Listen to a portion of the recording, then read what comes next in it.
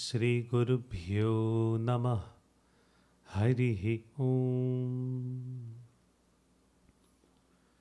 Dhyayamo Dhavalavagunthanavatim Tejomahim Naishtikim Snigdhapangavilokinim Bhagavatim Mandasmitashremukhim Vatsalyamritavarshinim Sumadhuram Sankirtanalapinim Shyamangim Madhusiktasuktim Amritanandatmikam Ishwarim Om Amriteshwaryai Namah Om Amriteshwaryai Namah Om Amriteshwaryai Namah.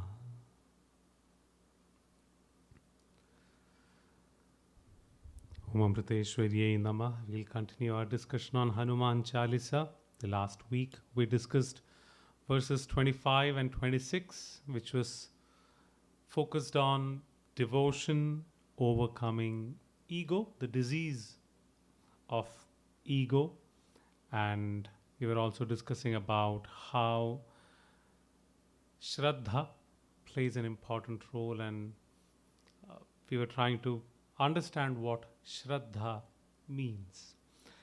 And this week we'll look into the verses 27 and 28.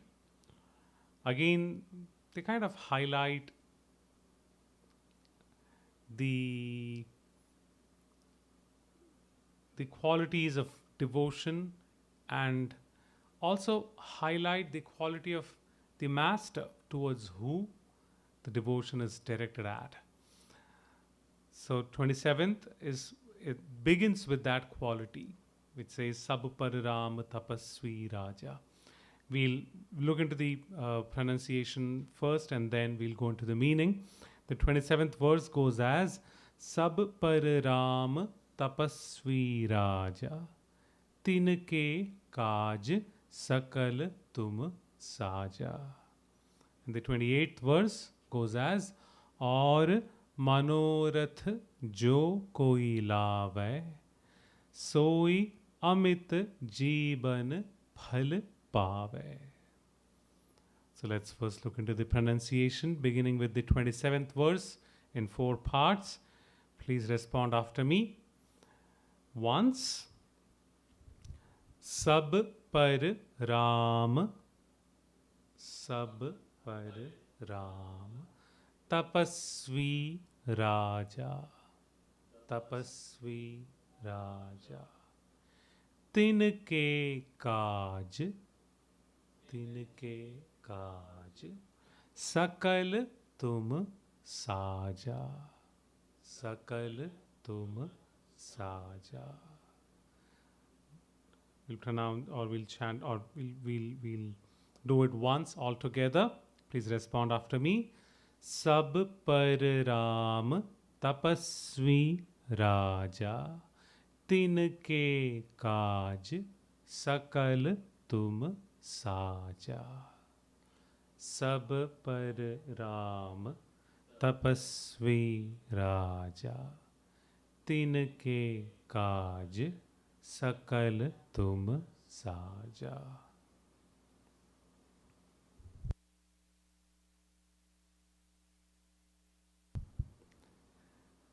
The 28th verse, or we'll do it in 4 parts. Please respond after me. Or Manorath, or Manorath, Jo Koi Lavai, Jo Koi Lavai, Soi Amit, Soi Amit, Jeevan Phal Pavai, Jeevan Phal Pavai. All together. और मनोरथ जो कोई लावै सोई अमित जीवन फल पावै और मनोरथ जो कोई लावै सोई अमित जीवन फल पावै. So let's look into the meaning. The 27th verse says, Sab par Ram tapasvi raja, tinke kaj sakal tum saja. Sab par, sab all, sab par upon all, upon everyone. Ram, Lord Rama, Raja, he is the king. Lord Rama is the ruler. He is the king. He is the supreme king, ruling over everyone. And there is an adjective used for the king. It says tapasvi raja, one who is an ascetic, one who is a tapasvi, one who goes through penance himself, being a king. Tapasvi raja. Tinke kaj. Tinke, of whose? Kaj, work, task. Of whose task? Sakal, all. So all the tasks. Tum, you. Saja, one who carries out. So Lord Rama, who is the supreme ruler over everyone, who is an ascetic, one who himself goes through penance as he rules over everyone. His tasks, you play an important role carrying out all his tasks or supporting all his tasks. And the 28th verse says, or and thereafter, or manorath. Manorath, desires from one's mind or thoughts from one's mind. Jo, whoever, jo koi, whoever, lave, brings. So whoever brings their desires, their prayers, the prayers of their mind, soi amit jeevan phal pave. Soi, they, or they verily, amit. Amit can be translated to boundless. Jeevan, life. Phal, fruit. Pave, they will obtain.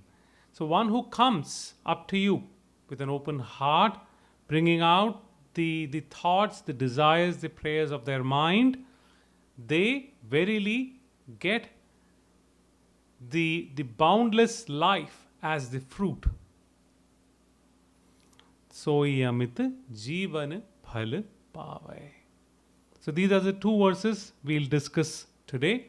So the 27th verse begins with the master first. Sab par Ram tapasvi raja. Lord Rama, who Lord Hanuman is dedicated to. He is devoted to. So it begins with that. Sab par Ram tapasvi raja. Lord Rama is a unique king, so to say, because he was personification of perfection. So Lord Rama is the Raja, Raja Ram. He is the king who rules over everyone. He was the king of all, but he was a tapasvi. He was someone who himself went through what the subject needs to go through. So he was someone who was a role model, who was a king who ruled by example, not sitting on a throne and ordering people to do things. Rather, he was someone who set an example, inspired the subject so that they could draw inspiration and act accordingly. Thus, Tulsidas here, he refers to Lord Rama as Tapasvi Raja, a king who went through the penance, who set the example, not being a senseless or insensitive king. Rather, someone who touched everyone with his gestures, one who understood everyone, one who shared their thoughts and grief, and thus ruled their hearts. So that's why Lord Rama is referred to as tapasvi here. Because to do that, you need to put in a lot of effort. So you would definitely be someone who does a lot of penance. Tapasvi Raja. When people ask Amma, so many people come to see you from around the world. Wherever you go, there are thousands of tens of thousands of people lining up to meet with you, get your darshan, and you seem to be the queen of this spiritual empire. Some news personalities ask Amma in interviews, and Amma says Amma is no queen of this empire. Rather, Amma would always like to Amma would prefer to be a sweeper, a janitor, a sweeper, one who helps sweep people's mind, help them purify their mind. Amma would rather be a sweeper than be the queen. So that's how a true ruler should be. A true king or a true ruler will rather have the attitude of a servant. They will always have the attitude that I am serving my people rather than having the attitude that I am ruling over them. Only then will they be able to discharge their responsibilities, their duties, the best way possible. When you say one has to serve their subjects rather than rule over their subject, one has to have a good control over their likes and dislikes. One needs to have a good control over their emotions. One needs to have a good control over their selfish motives and be selfless. And so basically putting it all together, one who is able to overcome their ego. Only such a person can be a true king. And that's what Lord Rama exemplified, being a tapasvi Raja, being an ascetic king. The Bhagavad Gita, chapter 6, there's a verse which goes as Yuktahara viharasya yukta cheshtasya karmasu yukta swapnavabodhasya yogo bhavati dukkha.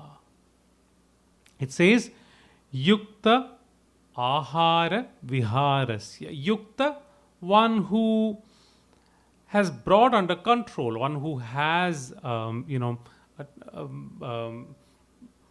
controlled or temperate what? Ahara, eating habits. Viharasya,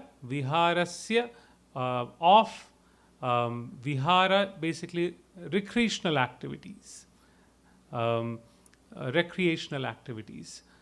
walking or whatever little things that we do in our day-to-day life. So our day-to-day life activities, our eating habits, and yukta cheshtasya karmasu. Karmasu, of or in action, cheshta, one's effort that one puts in. Even that is controlled, that is regulated. To have a regulated effort that we put in as we perform an action. And when you say regulated effort, you just don't invest yourself too much into that.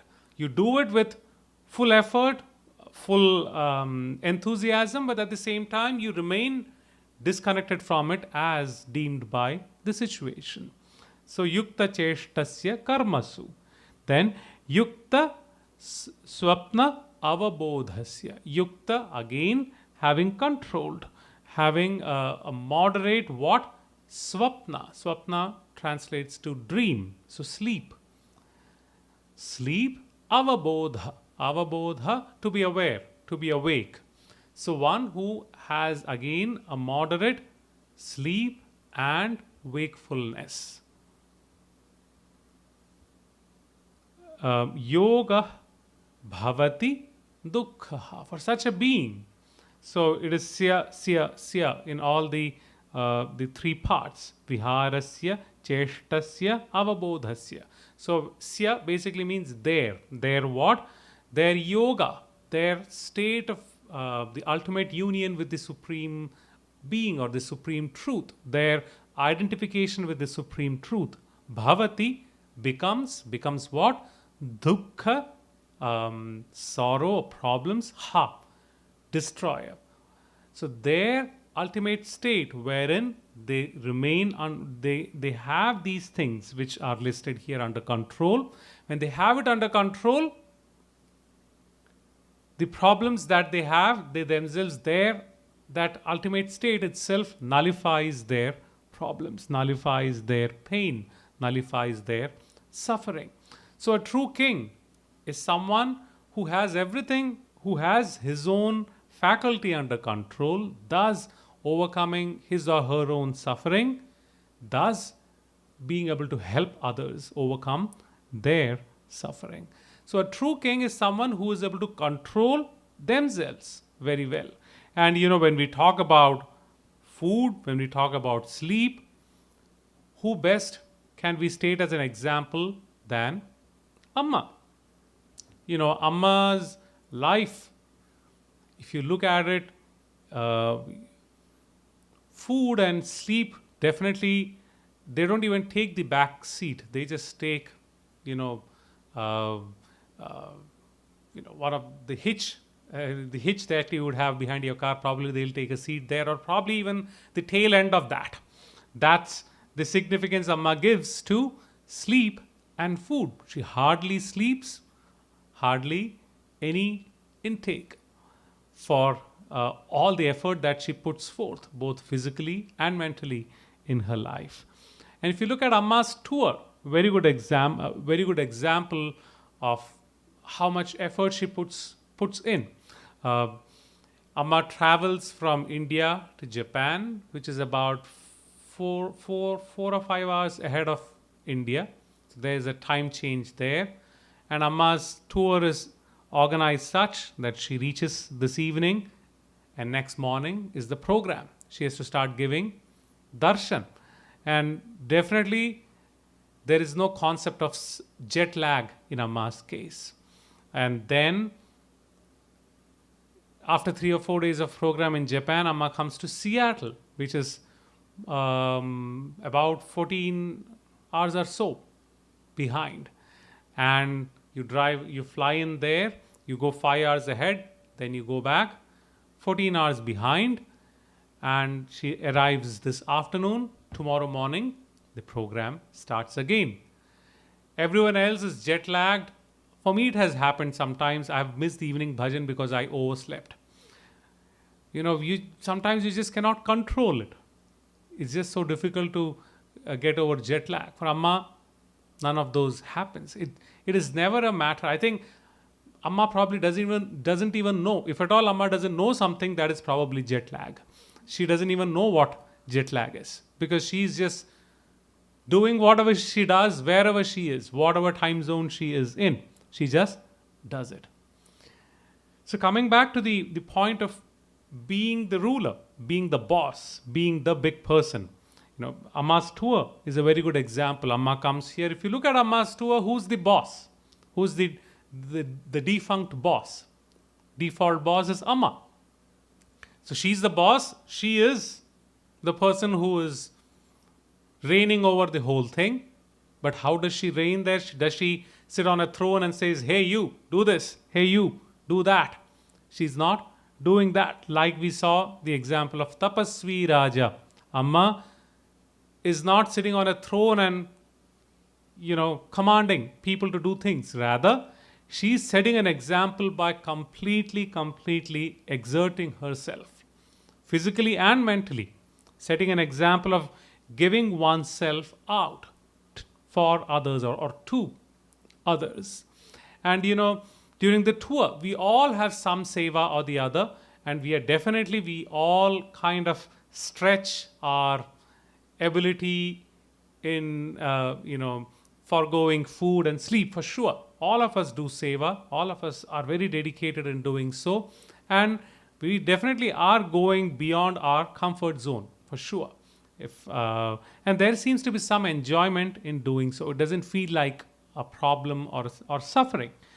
So whatever be our seva, some of us have a lot of physical exertion to do. Some of us have long time seva or long-lasting seva.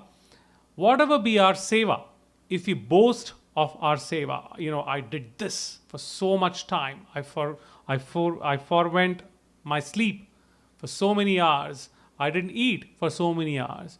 We can boast however we want about our seva. But the moment we walk into the hall and see Amma giving darshan, it just completely belittles the amount of effort that we have put in, because there is someone sitting there putting much more effort, and literally much more effort. And I would be surprised to see any other leader who would be setting an example like that, because to sit in one place and give darshan is completely unprecedented, and I don't know whether it can be equaled by someone in the future either. One who sets an example like that. And we say, oh, my seva is much more than just while Amma is giving darshan. I do my seva even after darshan is over. That is a valid argument. Why give Amma the benefit of the thing? Even when Amma goes back after darshan, I do the seva. But then Amma comes back in the evening again. Amma comes back next afternoon again doing the same. We definitely take a break. Say we don't take a break. We say, I've been working for the last 2-3 days throughout the program doing a lot of seva, foregoing my sleep, food, etc. But you look at Amma, she's coming back all these 3 days, and then Devi Bhava. Devi Bhava goes the whole night until the next morning. By then all our seva, most of our sevas wrap up. And Amma is still giving darshan there, sitting until 10 a.m., 11 a.m. By then all our seva is done. Say we have some seva which goes beyond Devi Bhava. You say, I'm doing more than Amma. She's done with her Devi Bhava, she's gotten into her vehicle and she's leaving. I still have a lot of seva to do. Valid point. But even looking at that, it gets belittled, because after Devi Bhava we may have seva for next 5-6 hours. Then we wrap up, go home and sleep. And we are done for the year. Maybe we'll have the same seva next year. But Amma, she's getting into a vehicle to do the same thing the very next day for the next 3 days. And another city for the next 3 days. Another city for the next 3 days. Literally 365 days of her life, she's just doing this. So there is just no way logically to equal the amount of effort that she puts in. So she being the boss, is she the boss? Yes.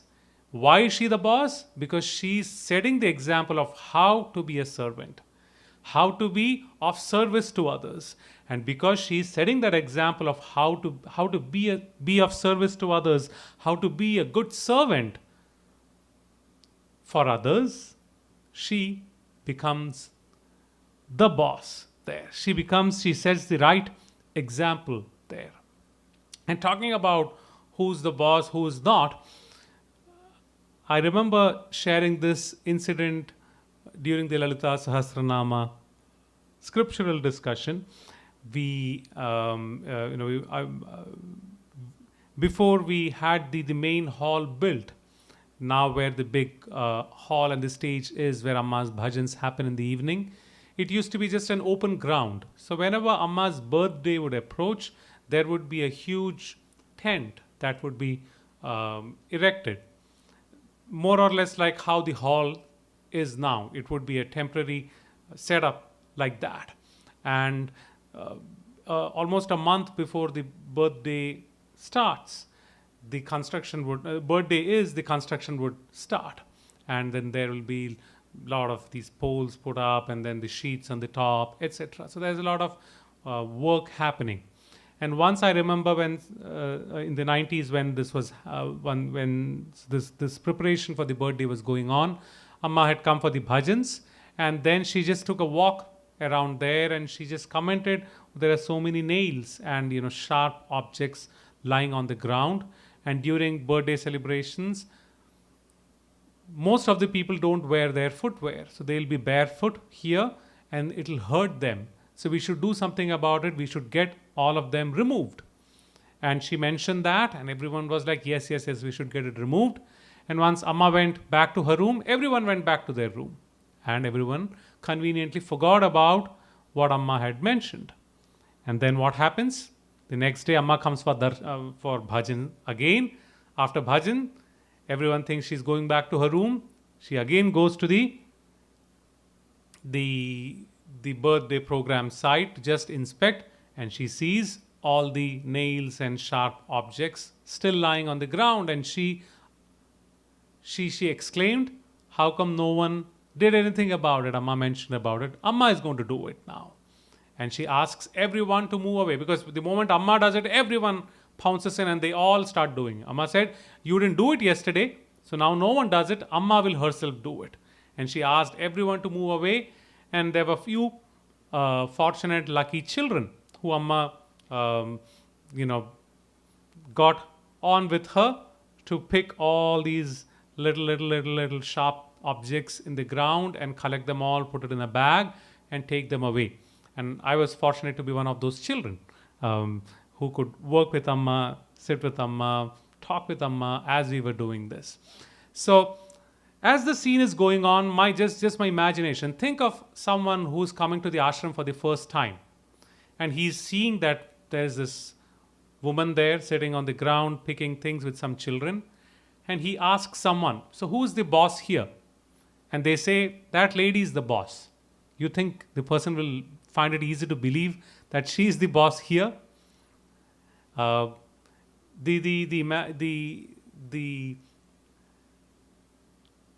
mold or the framework that we have about the ruler or boss is very different. Someone who sits up on the throne and commands others. Rather, a true ruler is someone, what Amma is setting the example like, someone who comes down to others' level, works with them, rather works more than them, setting an example. So someone who comes and watches Amma do that, it would be a learning experience for them of how the boss of this organization is supposed to be.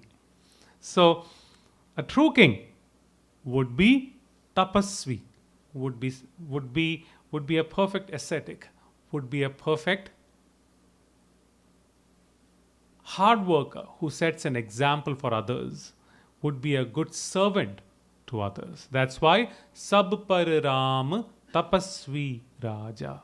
So when we devote ourselves to the Master would rather set an example of how a true devotee should be. So the Master will be a bigger devotee than the devotee himself or the devotee herself. The Master will set an example of how a devotee should be.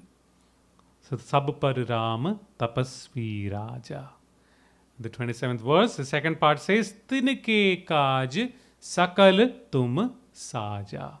Tinke Kaj Sakal Tum Saja. So you are the one who handles all the tasks of such a great being. Such a great being, the Tapasvi Raja, Lord Rama's divine tasks. You are the one who supports it completely, who kind of oversees the whole thing. You are the one who makes it happen. And Lord Hanuman was so devoted to Lord Rama, he completely offered himself in Lord Rama's service. He forgoes his own comfort, his own needs, he forgoes his own likes and dislikes, he forgoes his own ego and completely offers himself to Lord Rama. That's the sign of true devotion. Again, coming to a story, we did not discuss a story this time yet. So let's come to a Hanuman story. Hanuman is known for his enthusiasm in serving Lord Rama. And it seems he was so innocent, so childlike in that process that he would be so enthusiastic in doing Lord Rama's seva that he will just end up doing all the sevas. So others around would be a little unhappy that they don't get to do anything. He just does it. And because he was so capable, there's no room for others to do anything because he would just do things so efficiently. He would do it so easily, so efficiently, others did not get a chance to do so, including Mother Sita, it seems. She was also sometimes unhappy that certain things that she could do, she doesn't get to do it because Hanuman does it so efficiently, so quickly that he gets to do all the seva. So one day, all of them huddled together and they said, we need to do something about this. We need to get some seva too. You know how the tour coordinators come together and we need to get some seva. This person gets a lot of seva. We need to do something about it, right? Similarly, they all come together. Not that they are angry or envious, just that they want to do seva too. So they decide, let's, as first step, make Hanuman go away for a few days and then reorganize things here such that we get to do seva even after he comes back. So in the pretext of doing helping Rama out for something, they have Hanuman go out of town for a few days. So Hanuman very happily leaves because he is helping Lord Rama. So he leaves, goes out of town for a few days, and as he goes out of town, all the tour coordinators come together and they are like, you have the seva, all the huge list of sevas. We have the program, we have that document that we shared during the tour, what is it? Tourcom. And they have this Tourcom. And they said, oh, these are the list of sevas to be done. These many people required for each of these seva. And everyone signs up. Everyone gets some seva or the other. And literally all the sevas are completely taken up. And now Hanuman comes back and he's quite amazed to see everyone is so occupied and so busy with seva. It's like walking into an Amma program. Everyone seems to be busy. No one seems to have any time. Everyone is very busy. So Hanuman, rather than feeling wrong about it, he was very happy that everyone is doing Lord Rama's seva. But then he realizes he has nothing to do. So he asks around, can I do something? But everyone has seva assigned. They say, this is my seva. I will do it. You don't have the authority in doing this. He's like, okay, let me look at the list. And he looks at all the list of sevas to be done, names assigned to each one of them. And, meanwhile, what Sita Mata did was she went and got Lord Rama's permission that all these people will have their seva done. Like someone goes to Amma and says, Amma, we have all these names. Can they do the seva? And Amma says, yes. So there's a authority stamp there. Similarly, there's Lord Rama's authority stamp on it, telling, oh, all these people are authorized to do seva. So now Hanuman cannot do anything because his own Lord has said, yes, they can do such and such seva. And all his seva opportunities are taken up by them. So he's sad that he's not able to do any seva because all his sevas are all taken up and everyone is busy doing it, and he would definitely not want to hurt any of them because of the goodness in him, and he also would not want to breach Lord Rama's authority. He has told them, yes, you could do it. So Mother Sita got Lord Rama's permission. So everything was all set by the time Hanuman came back. Now he thinks, what do I do? I remember hearing this story, I guess if I'm not wrong, from my grandmom. Very nice, very innocent story. So Lord Hanuman doesn't know what to do. So now Lord Hanuman thinks, let me think of a seva that is not on the list. And finally, he finds a seva that is not on the list. He finds the seva wherein whenever Lord Rama yawns, he should not put in the effort of snapping his, when you yawn, you do, That's a very Indian thing to do, I guess. So when you yawn, you snap your fingers. So he says, oh, no one has taken up that seva. Why should Lord Rama put in that effort? I will do that for him. And he finds a seva at last for him. So whenever Rama would yawn, he should go near Rama and snap his fingers in front of his mouth. It's a very, I guess it's an Indian thing to do. I don't think we have seen it here. So when you open your mouth, you yawn. The idea here is that yawning is a sign of, I am all tired. You're trying to break that. I'm not tired. I'll be enthusiastic. I'll put in my effort. So it signifies that. Basically that. So he takes up that seva. Whenever Lord Rama yawns, so now because this is his seva, what happens? He needs to be always around Rama because we don't know when he yawns. Now that kind of backfires because they all wanted Hanuman to be away, but he got a seva wherein he'll always be around Lord Rama because we don't know when does Lord Rama yawn. The moment he yawns, he needs to bring his finger in front of him and snap his fingers. Now everyone is not very happy about it, but what can they do? He's quite smart. He got that seva. And it goes to the extent wherein Lord Rama retires to his room end of the day, Hanuman goes with him, because in his room, what if he yawns? He needs to do his seva. And this kind of upsets Mother Sita too, completely backfires. Because now he is encroaching into their privacy. And he says, oh, no, I need to be around Lord Rama because this is my seva. You have a list now. So my name is on the list. And I have, once the list is made, we all exercise our authority. So he says, no, I'm on the list. Now it completely backfires for Mother Sita. And she tries to make him leave, but he wouldn't, because he needs to do his seva. And Lord Rama also says, yeah, he's on the list. Now we can't do anything about it. And then finally, Mother Sita becomes stern and asks him to just leave. And finally, he cannot disobey Mother Sita either. He considers Mother Sita as mother. So he leaves. But he's so dedicated to his seva, even though it is insignificant, he says, I need to be always ready whenever Lord Rama yawns, I need to snap my fingers.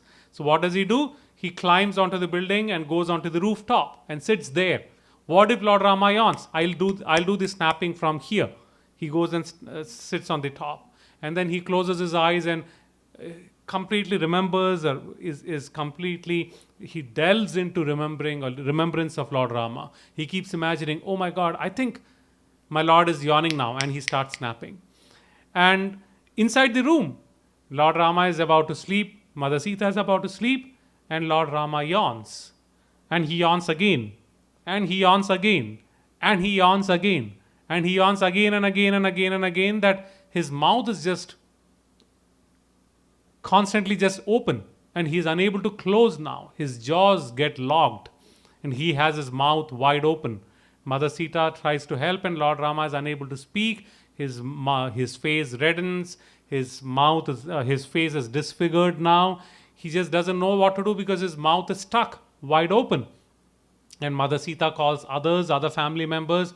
None of them are able to help Lord Rama. The physician comes. They are unable to help Lord Rama. Finally, sage Vashishta comes in, and he says, the only person who can resolve this issue, as always, the one who resolves all the other issues whenever we have a problem which doesn't have a solution, Hanuman. Bring Ramadut Hanuman. Bring Lord Rama's servant Hanuman here. Only he can do it. Now everyone is looking for Hanuman. No one is able to find Hanuman because Hanuman is sitting up on the roof. And finally, somehow they find him. When they find him, what is happening there? He is in complete trance with his eyes closed, because he is imagining Lord Rama, and he snaps his finger.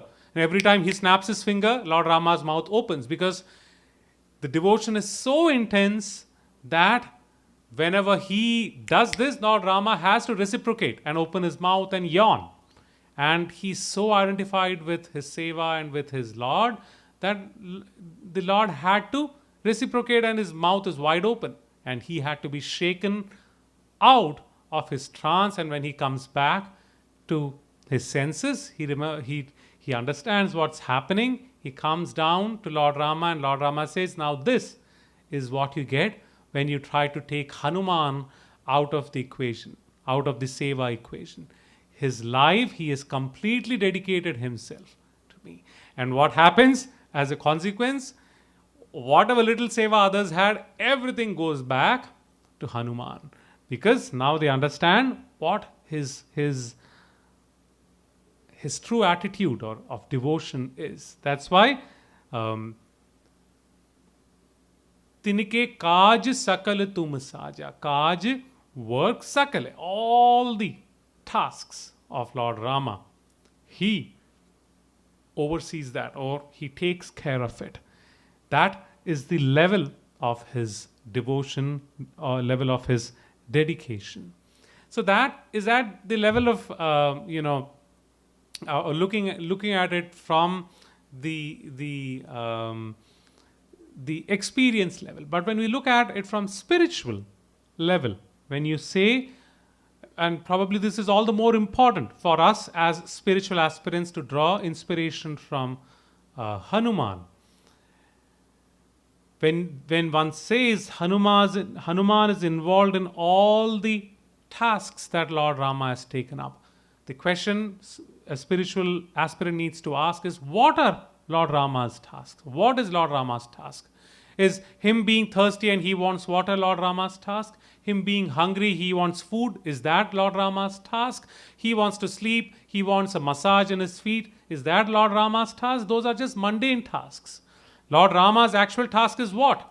Benefiting others, upholding dharma, righteousness. That is truly Rama's task. So when one says Hanuman completely dedicates himself to execute Lord Rama's tasks, it basically means a devotee is such who puts his heart and soul into upholding dharma, which the master, the spiritual master, the guru would represent.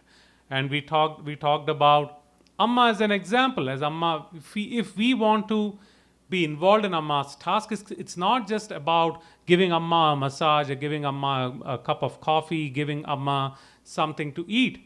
Rather, it is to be involved in the task that Amma has taken up in benefiting the world, in doing selfless service. That is the task we all need to be involved in. And Lord Hanuman was 100% into it. That's why it says Sakal. Tinike kaj sakal tum saja. All the tasks, he's just there. There is no, I like this task, I'll prioritize this task. There's nothing in his mind like that. Any task that Lord Rama takes up, it is to uphold dharma, it is to benefit the society, I will completely be involved in that. That was the attitude Hanuman had. So as spiritual aspirants, we need to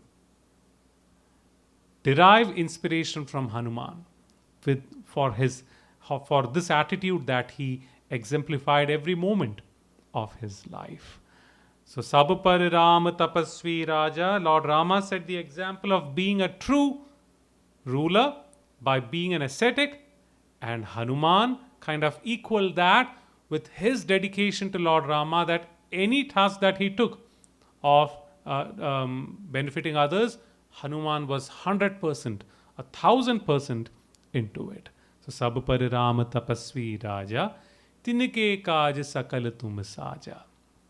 And then verse 28, the first part says, Aur manorath jo koi lave. Thereafter, whoever brings a desire, their prayer that is in their mind, lave, soi amit jivan phal pave. So Lord Hanuman helps the devotee with their desire. We'll get to the exact translation. So when someone brings their desire, when they bring their prayers to the Lord, what does Hanuman do? Like the verse 27, he says, Lord Hanuman is ever dedicated in assisting Lord Rama in all his tasks.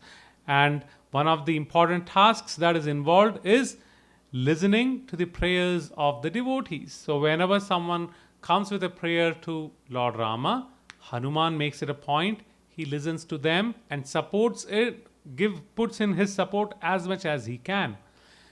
Again, a good inspiration for all of us when we are around Amma. There are thousands who come to Amma with their problems. What we need to see is how can we assist Amma in helping with their problems. There may be a person who comes to Amma crying about their health, and sometimes we forget about that. We are so fixated on what I want or what I don't want, and sometimes we get angry at them. We have an untowardly attitude towards someone else. So the question comes here. The question we need to ask is the same thing here. Aur manorath jo koi lave. Someone is bringing their problems or desires to Lord Rama. What does Hanuman do? He says, I will do my part in helping with that. There's a story, a short story, wherein a devotee asks Lord Hanuman, is it okay to have desires or should we be desireless? Is it okay to have desires or should we be desireless? And Lord Hanuman's response was very clear. He says, it would be best we would be least burden on Lord Rama. It would be best if we are of least burden on Lord Rama. So the devotee says, So I interpret your answer as I shouldn't have desires, because if I have desires, I'm a burden on Lord Rama, because I'll express my desire to him, then he has to fulfill it. So you mean to say I shouldn't have any desires? And Lord Hanuman says, where did I say that? I never said you shouldn't have desires. You can have desires. Your desires, I'll take care of it. I will grant your desires. I will take care of your desires. Don't burden Lord Rama with that. So that is the attitude Lord Hanuman has. That's why aur manorath jo koi lave, whoever brings the desires of their mind, soi amit jeevan phal paave. Lord Hanuman grants their desire, and how he grants the desire we'll discuss about it. And more interestingly, Lord Hanuman came to that state wherein he could fulfill others' desire. Talking about taking up Lord Rama's role of satisfying desires, I'm always reminded, whenever I come across this verse, I'm always reminded of one incident that Amma often shares, and she shares it with so much so much happiness, or she just laughs out every time she shares this incident. It is to do with a devotee from Montreal, very humble, very soft spoken, good-hearted person. So this devotee travels with Amma on most of the tours, and one of his seva, after his tedious seva, one of his seva near Amma is during Devi Bhava. Amma gives mantra. People would come and ask for mantra. They are given a mantra card. Then they go for the pre-mantra briefing, and then they come up to Amma. And the process is they come up to Amma, and one of the monks, like me or someone, would be standing next to Amma. We take a note of what the quality that they want to focus on, or what is the deity that they want to focus on. We convey that to Amma, and Amma gives them a mantra, and we tell someone what the mantra specifically is, and they'll be holding a box with the mantra cards, the mantra printed on it, and they hand it to them. So he had this seva wherein he would hold this box and he will hand the mantra card to them when we tell them this is the mantra Amma has given them. So so there are some mantras printed already, and there are some mantras we'll have to write down based on what mantra Amma gives. So he had this seva during Devi Bhava. He would have 2 to 3 hours wherein he would stand with the box right behind the person who stands next to Amma, and as Amma gives the mantra, he will give them the card, and they'll get the mantra. They'll go for the post mantra briefing thereafter. So this one particular city that Amma talks about, Amma just heartily talks about it. And this particular city was so crowded, very crowded. If I'm not wrong, it is probably one of the South American cities or Europe, both of the places. Very crowded. Devi Bhava gets very crowded and chaotic. And literally every other person coming for darshan was asking for a mantra. And Amma would never say no. And they would get this card. And Amma is very sharp with all, how many people come for darshan. She would ask you to take a count of how many people are coming for darshan. Sometimes Amma has to gauge that so that she could time it properly, so that she could finish the darshan before the curfew time. So Amma is very sharp with these numbers. And she would say, count.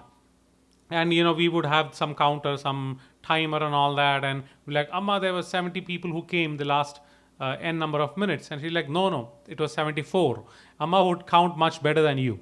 So similarly, people were coming for mantras. So she's keeping track of how many mantras she's giving, and based on how many requests that came through. And she said, more people requested mantra than number of people who came for mantra. And she's like, no, people are not coming for mantra. Are they getting briefed? So someone went and checked. Yes, they are getting the pre-mantra briefing. So all that seems to be working fine. But Amma says, no, not enough people are coming to me. Amma says, this needs to be investigated and found out. And then what did they find out? This is what Amma tells so, heartily. She says, this person was standing there, and he sees that each time someone comes for mantra, Amma has to hug the person giving darshan. At the same time, she needs to turn to her right and then whisper the mantra into their ears. he found out there were certain patterns. When someone came with this particular deity, this is the mantra they get. So he will not let them come to Amma, and he'll give them mantra. He's like, this is your mantra. And he let them go. And Amma found it so funny that he was trying to do it, because definitely it's not a right thing to do.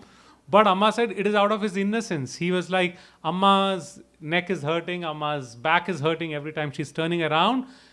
Because it is hurting, I will kind of help Amma to some extent, and I will give them the mantra. He'll just give them the card even before they come onto the line, and they'll think, oh, mantra is all over. They don't know, and they leave. And Amma made it a point to track each one of them, trace each one of them, bring them back, and give them mantra. But Amma just shares this story, this incident, with so much, what is the term we use for that? Amma shares it with so much happiness, talking about his innocence. Similarly, I remember there was this little girl. I don't even know how she looks now. This little girl who used to come and sit next to Amma several years ago now. Little girl would come sit next to Amma as Amma would give darshan, and she would start giving people darshan. Little girl, like 3-year-old, 4-year-old, telling, let Amma rest for some time, I will give darshan to people. Helping Amma with her cause, with her tasks. But of course, Amma talks about these because of the innocence in them. But of course, as being childlike, the innocence probably is coupled with ignorance. With the mantra too, there was innocence with ignorance. But Hanuman's case is where he has that innocence, which is not with ignorance, rather with wisdom. And that's why whenever someone came with a desire, he had the ability to fulfill the desires. That way, taking the burden off Lord Rama. So that's why to the devotee he mentioned, it's not that you shouldn't have desires. You can have desires, but when you have desires, come to me. I will fulfill it. Please let us not burden Lord Rama. So, jo koi और मनोरथ जो कोई लावे सोई अमित जीवन फल पावे. So Lord Hanuman fulfills their desire. And how does he fulfill their desire? The second part of the 28th verse says, और मनोरथ जो कोई लावे. The second part says, सोई अमित जीवन फल पावे. सोई अमित जीवन फल पावे. To them, Amit Jivan, life. Amit, boundless life. Phal, fruit, pave. They get the fruit of their actions wherein their life becomes boundless. We're talking about life become boundless. Usually we talk of life being immortal. That is the biggest boon all the asuras wanted, or literally everyone wanted. We talk about so many asuras, the examples, and the primary basis of their penance is to get immortality. And immortality is the ultimate one could get. And immortality is never given as a boon by Shiva, Brahma. They would do penance dedicated to Lord Shiva, Brahma, and then Lord Shiva or Brahma would appear and give them the boon, is how the story goes. So their desire, or their ultimate desire, is to become immortal, so that no one can put an end to them, no one can kill them, or they have no end. But rather, this verse talks about Amita Jivan, wherein it's talking about boundless life, not immortal life. And I feel, being spiritual aspirants, that makes it all the more meaningful. So when we talk about immortal life, which basically means we have a long life to live, very long life to live, but there is no guarantee that we are not going to have suffering in our lives. Many of these asuras, they find a way, some way or the other, to get immortality, telling, this is the only condition wherein I could die, and that condition could never be satisfied. So they become immortal.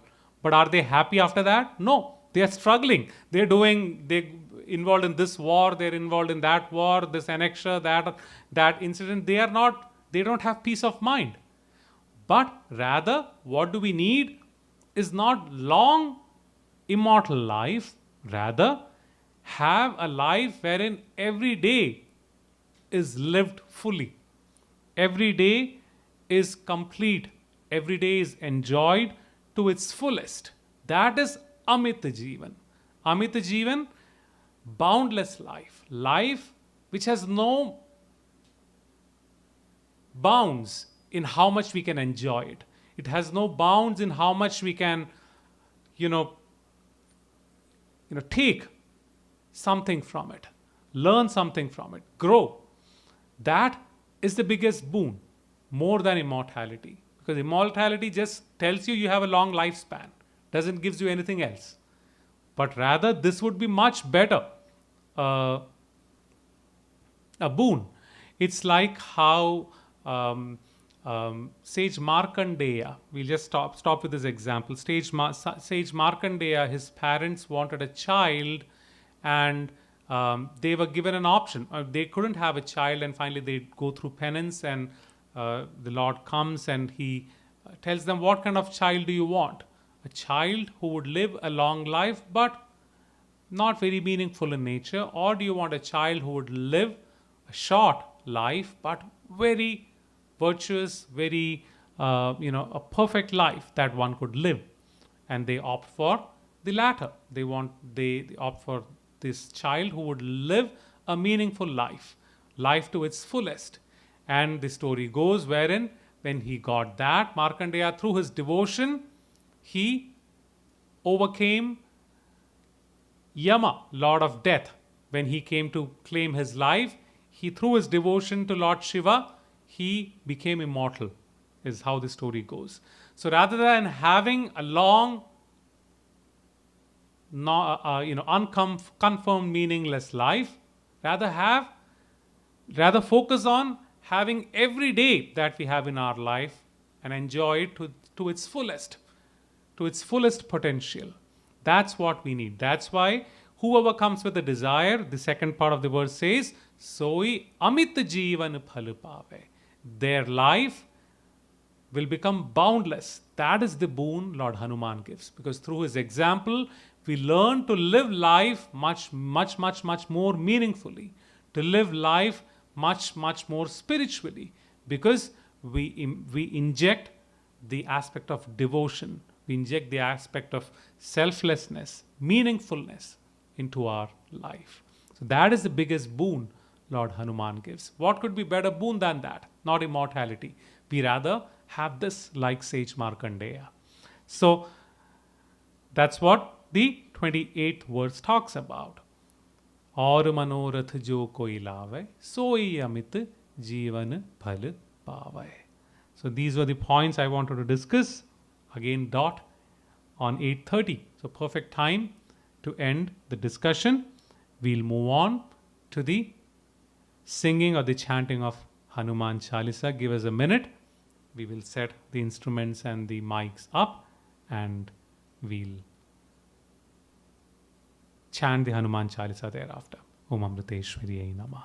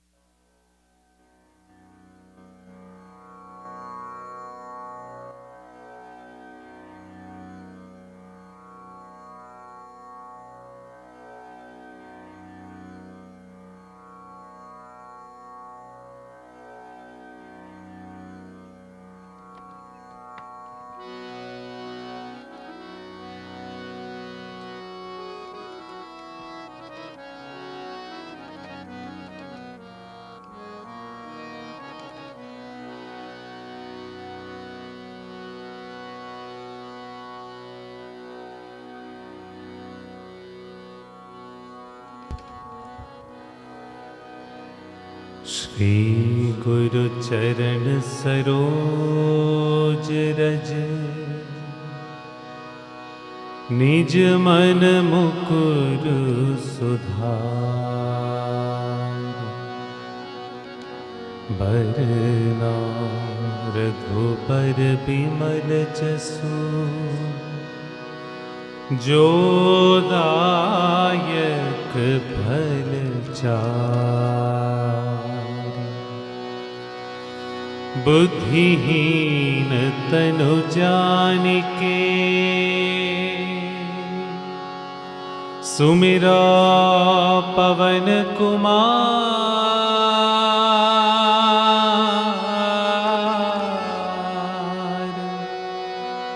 बल बुद्धि विद्या देहु मोहि, हरहु कलेस विकार।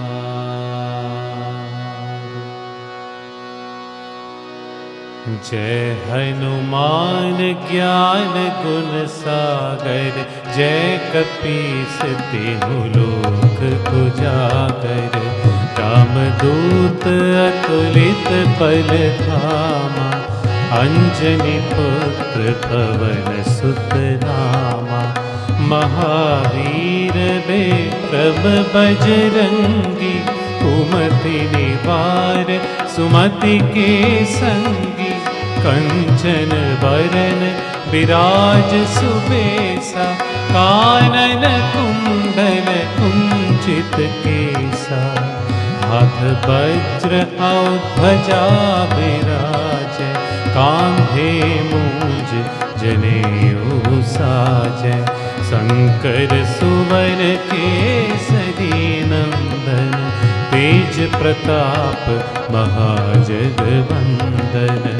विद्यावान गुणी अति चातुर, राम काज करिबे को आतुर।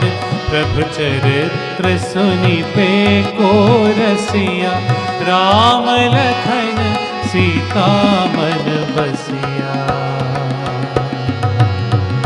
सिया राम सिया राम सिया राम सिया राम, जय हनुमान सिया राम। जय हनुमान।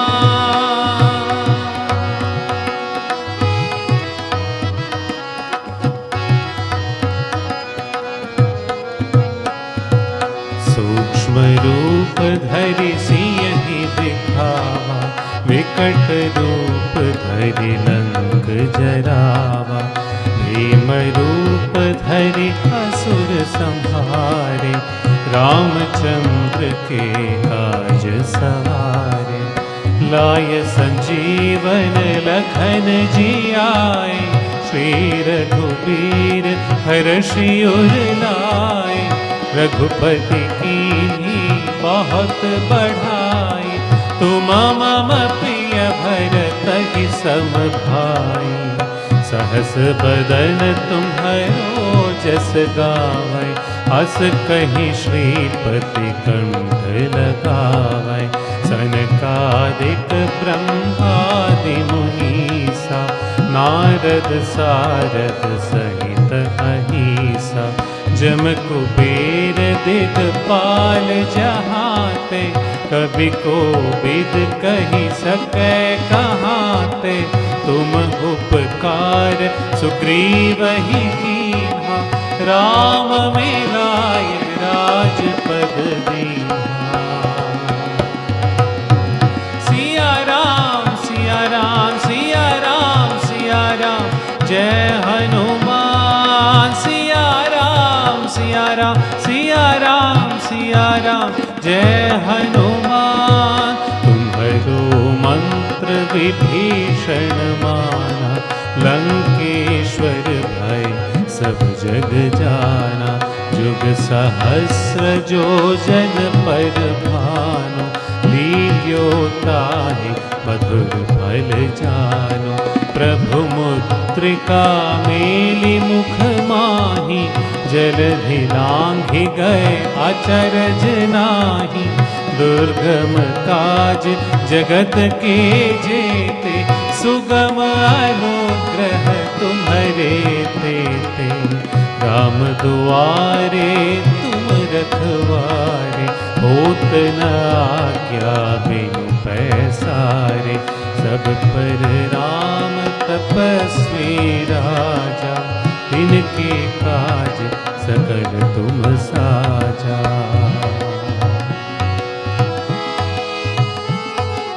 और मनोरथ जो कोई लावै, सोई अमित जीवन फल पावै।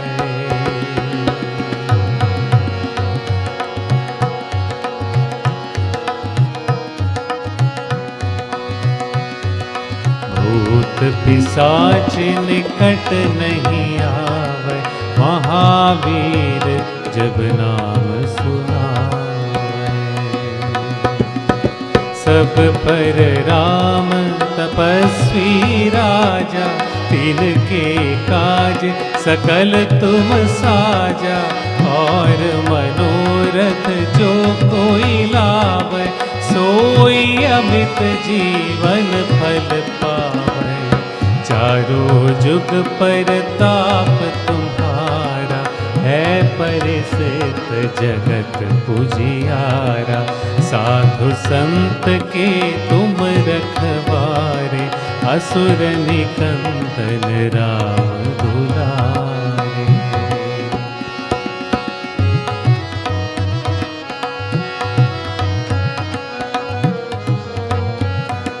संकट ते हनुमान छोड़ावै, मन क्रम वचन ध्यान जोड़ावै। सब पर राम तपस्वी राजा, तिनके काज सकल तुम साजा। और मनोरथ जो कोई लावै, सोई अमित जीवन फल पावै। चारों जुग परताप तुम्हारा, है परिसिद्ध जगत पुजियारा। साधु संत के तुम रखवारे, असुर निकंदन राम दुलारे। अष्ट सिद्धि नौ निधि के दाता, असबर दीन जानकी माता। राम रसायन तुम्हारे पासा, सदा रहा रघुपति के दासा।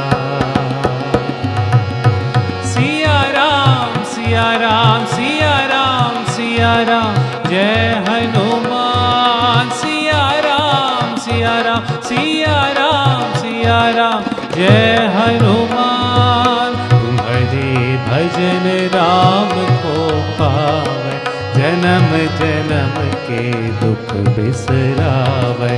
अंत काल रघुवर पुर जाय, जहाँ जन्म हरि भक्त कहाय। और देवता चित्त न धरई, हनुमत से सर्व सुख करई। संकट कटै मिटै सब पीरा, जो सुमिरे हनुमत बलबीरा। जय जय जय हनुमान गोसाई, कृपा करहु गुरुदेव की नाई। जो सत पार पाठ कर कोई, छूट ही बंधे महासुख होई। जो यह पढ़े हनुमान चालीसा, होय सिद्धि साकी गौरीसा। तुलसीदास सदा हरि चेरा, कीजे नाथ हृदय मह डेरा। कीजे नाथ हृदय मह डेरा। पवन तनय संकट हरन, मंगल मूर्ति रूप।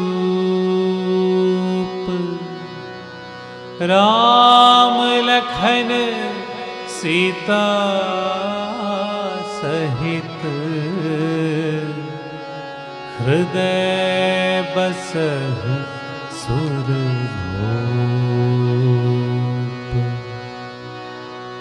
सियावर रामचंद्र की जय, सियावर रामचंद्र की जय।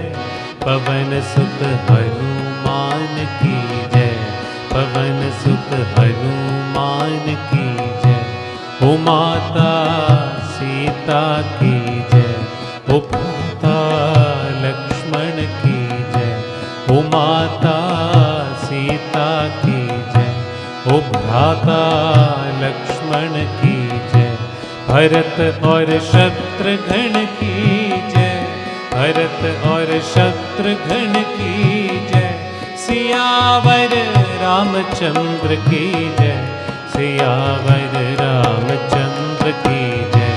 पवन सुत हनुमान की जय, सियावर रामचंद्र की जय। पवन सुत हनुमान की जय, सियावर रामचंद्र की जय। पवन सुत हनुमान की जय, सियावर रामचंद्र की जय। पवन सुत हनुमान की जय, सियावर रामचंद्र की जय। पवन सुत हनुमान की जय, सियावर रामचंद्र की जय। पवन सुत हनुमान की जय, सियावर रामचंद्र की जय। पवन सुत हनुमान की जय, सियावर रामचंद्र की जय। पवन सुत हनुमान की जय।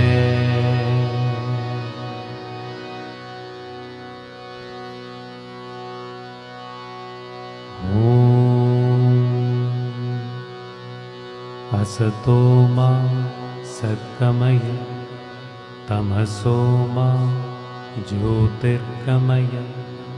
मृत्योर्मा अमृतं गमय।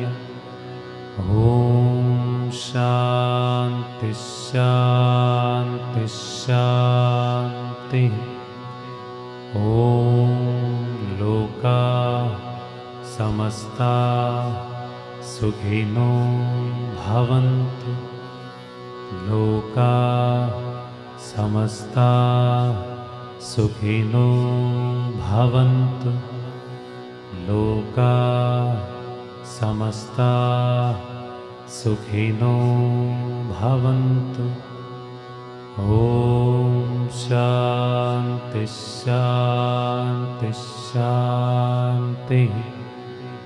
ॐ श्री गुरुभ्यो नमः। हरिः ॐ।